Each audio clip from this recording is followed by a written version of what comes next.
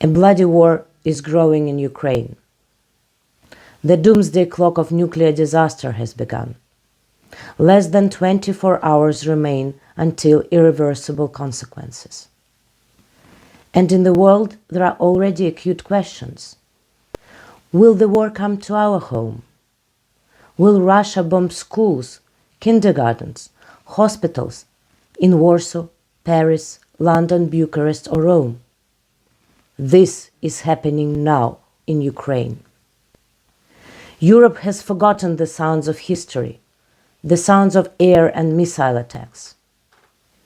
You have forgotten what it's like to run to a bomb shelter with children in your arms, crying in fear.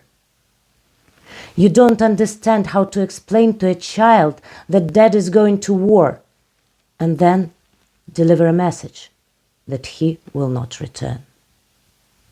Ukraine is fighting. Our warriors have shown heroism unprecedented in modern history. Ukraine now holds a shield protecting all of Europe. And some of you are still hesitant to help. Do you ask yourselves whether Ukraine will win this war? Then I'm asking you whether our civilization will survive.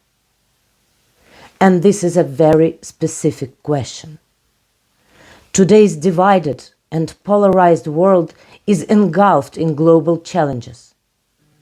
Hunger, climate change, resource scarcity, inequality, human rights abuses, the threat of global pandemics, man-made disasters, destruction of collective security, genocide, incessant misinformation and propaganda, and now international terrorism led by the totalitarian Putin's regime. The civilized world is naturally trying to do something, yet Russia is systematically blocking every avenue toward progress of these global initiatives through its representatives and agents of influence. Putin's pawns have infiltrated all international structures and foreign governments. Russia artificially creates and manages world chaos. For totalitarian regime, this is the only way to retain power and survive. And yet earn money on energy blackmail and the war. Ukraine was the first to challenge the world's #1 terrorist. By defending democratic values, human rights, human dignity, freedom of speech, and the right to choose one's path freely. Russia cannot accept this. Therefore, it's sending hordes of its cannibals to my country. Putin became the first nuclear terrorist in history. On February 24, 2022, the aggressor's troops entered Chernobyl and captured the exclusion zone. Employees of the Chernobyl nuclear power plant were taken hostage. Since that moment, people have been working without change and rotation, and the enemy uses the power plant as a shield to advance troops into Ukraine. During the attack on Chernobyl nuclear power plant, Russian artillery damaged one power line that was powering the nuclear plant. Yesterday, during the fight near Irpin, a break occurred on the last 750 line which fed the Chernobyl nuclear power plant. Diesel fuel for the operation of generators will be enough for a maximum of 24 hours. After that, control of nuclear hazardous facilities will be completely lost. Loss of replenishment of spent nuclear fuel pools can cause radiation accident. Loss of functionality of the shelter facility will lead to inability to control the radiation condition, depressurization and radiation leakage. Additionally, Russian tanks are driving through the radioactive cemeteries. As a result, the radioactive background in Chernobyl zone has risen 8 times. The Chernobyl nuclear power plant is in a state of emergency. Nuclear terrorist attacks also took place in Zaporizhia. Russian troops captured Zaporizhia nuclear power plant, the largest in Europe. During the shelling, Russian missiles hit the radiator dome.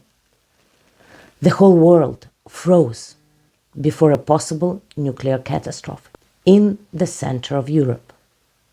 The wind would scatter the radioactive ash for tens of thousands of kilometers, making the lands of European countries inhabitable. As if the nuclear catastrophe is not enough, Russian cannibals are putting the whole Black Sea region on the verge of chemical disaster. Fierce battle for Mariupol continues. Missiles and mines explode near Avdiivsky coke plant. What will happen if one of them hits its target? The entire Mendeleev table will go directly to Azov Sea and Black Seas. The seas will be completely poisoned. As a result, all living things in Crimea, Georgia, Sochi, and along the entire coast will perish. Turkish resorts will disappear forever. So, how long will the whole world watch the monsters play Russian roulette with the security of the planet? So far, we were lucky, but that will not last forever. Putin clearly said, if there is no Russia in the world, then why such a world? And if IAEA continues to simply watch, if NATO doesn't eventually close the skies over Ukraine, it may be too late for the whole world. The free Ukrainian nation is decently holding back the blow of the world's second largest army. The entire Ukrainian people are now united in defense of democracy. Businessmen, peasants, IT specialists, musicians, actors, athletes, housewives, and teachers took up arms, those who never thought they would hold a weapon. And those not armed are forming a living shield, standing in gap of enemy tanks. For the whole world, Ukraine has become a symbol of democracy, dignity, humanism. It has become a symbol of the fight against global totalitarian evil. Only when Ukraine defeats Russia will humanity have a chance to embrace a future. For the sake of humanity, we, the people of Ukraine, demand the complete international isolation of Russia, suspension of all rights and privileges of Russia which belong to it as a member of the United Nations, including the right of veto in the UN Security Council. Russia needs to be stripped of its nuclear weapon state party status, and the world must demand its complete nuclear disarmament. UN must establish peacekeeping mission in Ukraine in accordance with UN General Assembly Resolution 377, Unity for Peace. Provide Ukraine with guarantees and nuclear security systems. Close the sky over nuclear power plants and other industrial facilities that pose an increased risk for the whole world. Provide Ukraine with air defense systems, weapons, ammunition of a protective and offensive nature. Assist in meeting the needs of territorial defense and volunteers. Provide financial support. Immediately stop funding international terrorist country of Russia. Don't buy bloody gas and oil. International businesses, which are still hesitant to get involved, leave Russia. We observe how citizens of different countries of the world have united in support of Ukraine. Governments, listen to your citizens. Every hour of hesitation is the loss of life of our people and imminent security threat for the entire nations. Only victory over totalitarianism and terror will save the world. This means that Ukraine must win as soon as possible, until the metastases of war have spread to other, still peaceful states. Ukraine will be victorious, together with the whole world, because humanity is strong when we are united. Glory to Ukraine!